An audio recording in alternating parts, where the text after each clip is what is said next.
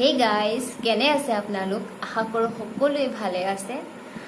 তো একচুয়ালি এতিয়া মই আপোনালোকক গুড ইভিনিঙো দিব নোৱাৰোঁ আৰু গুড নাইটো দিব নোৱাৰোঁ, কাৰণ এতিয়া ৰাতি 1:30 হৈছে আৰু মই যিহেতুকে ব্লগটো এতিয়া ষ্টাৰ্ট কৰিছোঁ, সেইকাৰণে মই আপোনালোকক গুড নাইটো দিব নোৱাৰোঁ।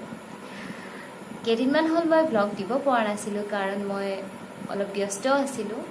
মাজতে মোৰ বাৰ্থডেও গ'ল, সেলিব্ৰেটো কৰিলোঁ, কিন্তু ব্লগ বনাবলৈ একেবাৰেই টাইম নাপালোঁ। তো আজি ভাবিলোঁ মই এতিয়াই ব্লগটি ষ্টাৰ্ট কৰি দিওঁ আৰু কাইলৈ ধুনীয়াকৈ তেতিয়া শেষ কৰিব পাৰিম। এতিয়া ৰাতি হৈছে যদিও মোৰ ভোক লাগিছে, কাৰণ মই আজি ভাত খোৱা নাই। ভোক নাছিলে কাৰণে নাখালোঁ, তো এতিয়া মোৰ ভোক লাগিছে, সেইকাৰণে ভাবিছোঁ অলপ হোমমেড পাস্তা আছে আৰু মই সেইখিনিকে বনাই খাওঁগৈ। তো আপোনালোকে মোৰ পাস্তা ৰেচিপিটোকে চাওক আৰু আপোনালোকক মই ৰাতিপুৱা আকৌ লগ পাই আছোঁ। তো পাস্তা বনাবলৈ মই অকণমান পাস্তাৰ লগতে কেইটামান কণ বিলাহী লৈছোঁ, অকণমান ভোট জলকীয়া লৈছোঁ আৰু এটা কণী লৈছোঁ। কণ বিলাহীকেইটা আমাৰ ঘৰৰে হয়। তো প্ৰথমতে এতিয়া মই পাস্তাখিনি সিজাই ল'ম। পাস্তাখিনি সিজাওঁতে যাতে লাগি নধৰে তাৰ বাবে মই পানীখিনিত অকণমান মিঠাতেল দি লৈছোঁ আৰু এয়া সিজাই আছোঁ। সিজিবলৈ আৰু অকণমান বাকী আছে, বেছি সময় নালাগে, 15 মিনিটমান সিজালে হৈ যায়।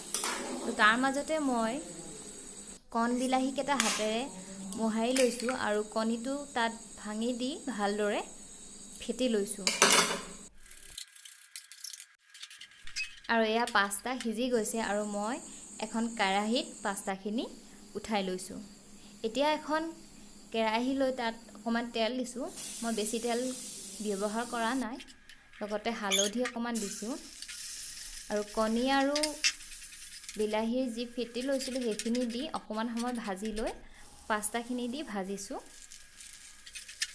আৰু ভাজ খোৱাৰ পিছত মই তাত মেগী মছলা দি দিছোঁ। মেগী মছলা নিদিলে খাবলৈ ইমান ভাল নহয়, সেইকাৰণে মই মেগী মছলাটো দিওঁৱেই। আৰু এয়া মোৰ পাস্তা ৰেডি হৈছে আৰু এতিয়া মই খাওঁ আৰু খাই লৈ পেলাই শুওঁ। আপোনালোকক মই মৰ্ণিং আকৌ লগ পাই আছোঁ। Good morning. তো এতিয়া 5:06 হৈছে আৰু মই মৰ্ণিং ৱাক কৰিব আহিছোঁ আৰু ইয়াৰ ভিউটো বহুত ধুনীয়া লাগিছে, তো আপোনালোককো দেখাওঁ বুলি ভাবিলোঁ। ৰাতিপুৱা মৰ্ণিং ৱাক কৰাৰ মজাই বেলেগ, দেখিবলৈ যে ইমান ধুনীয়া হয় আকাশখন। ৰাতিপুৱা চৰাইবোৰৰ মাতবোৰ শুনিলে ইমান যে ভাল লাগে। হে গাইজ, আকৌ এবাৰ গুড মৰ্ণিং।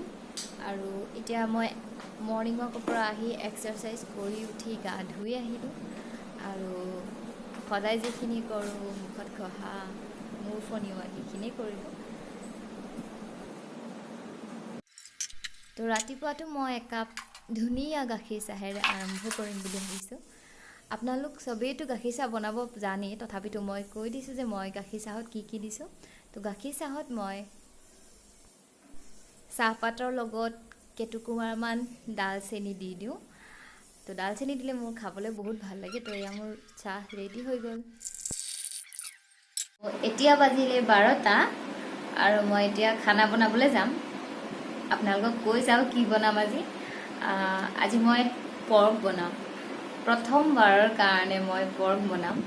আগতে বনাই পোৱা নাই, কিন্তু আজি ট্ৰাই কৰোঁ আৰু মই নাখাওঁ। তো আৰু লগতে পোলাও বনাওঁ, চাই থাকক আপোনালোকে কেনেকৈ বনাওঁ। পৰ্ক 1 কিলো লৈছোঁ। আদা, নহৰু, জলকীয়া আৰু পিঁয়াজৰ পেষ্ট বনাই লৈছোঁ। ডাঙৰ 2টা আলু সৰু সৰুকৈ কাটি লৈছোঁ। লগতে ধনিয়া, মিট মছলা, গৰম মছলা আৰু জিৰা গুড়ি অলপ লৈছোঁ।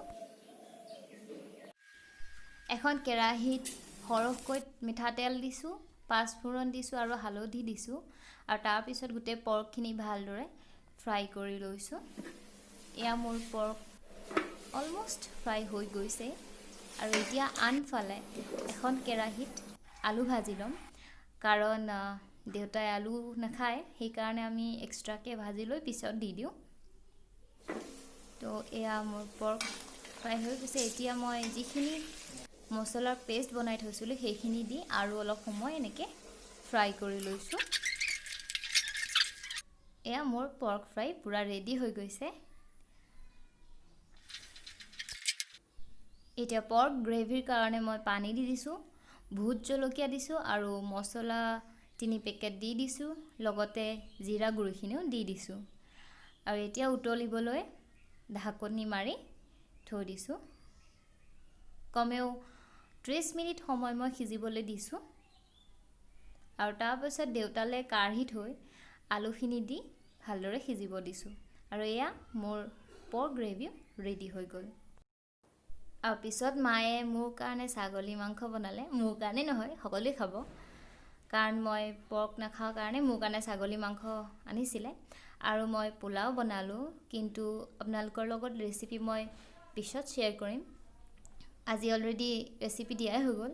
এই গাইজ, তো এতিয়া ইভিনিঙে হ'লহি, মই কিবা কিবি কৰি ৰেষ্ট লৈ আজৰি হ'লোঁ, কিন্তু আকৌ এতিয়া চাহ খোৱা সময় হ'লহি। তো মই ভাবিছোঁ আজি মই আলু চপ বনাম, কিন্তু আজি আপোনালোকৰ লগত ৰেচিপি শ্বেয়াৰ নকৰোঁ, মই পিছত দি দিম, কাৰণ আজি ভিডিঅ'টো অলৰেডি বহুখিনি দীঘল হৈ গ'ল। সেইকাৰণে ভাবিছোঁ এতিয়া মই ভিডিঅ'টো ইমানতে সামৰণি মাৰোঁ।